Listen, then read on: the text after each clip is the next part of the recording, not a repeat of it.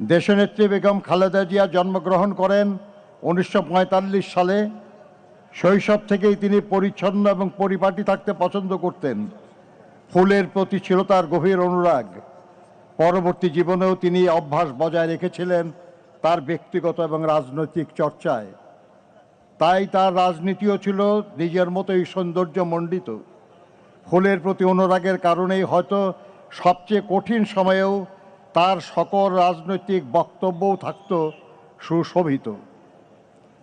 1960 সালের 5 আগস্ট তৎকালীন সেনাবাহিনীর চৌকস কর্মকর্তা ক্যাপ্টেন জিয়াউর রহমানের সাথে তিনি বিবাহ বন্ধনে আবদ্ধ হন।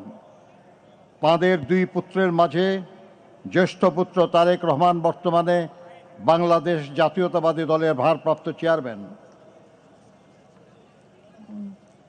এবং কনিষ্ঠ পুত্র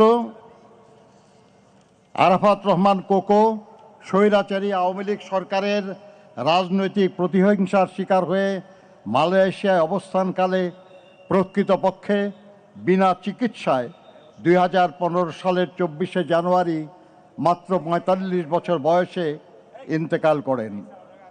তার লাশ যখন ঢাকায় আসে তখন তার মা দেশনেত্রী বেগম খালেদা জিয়াও ছিলেন তার গুলশান অফিসে সেই একই সরকারের প্রতিহিংসার শিকার হয়ে অন্তরীণ।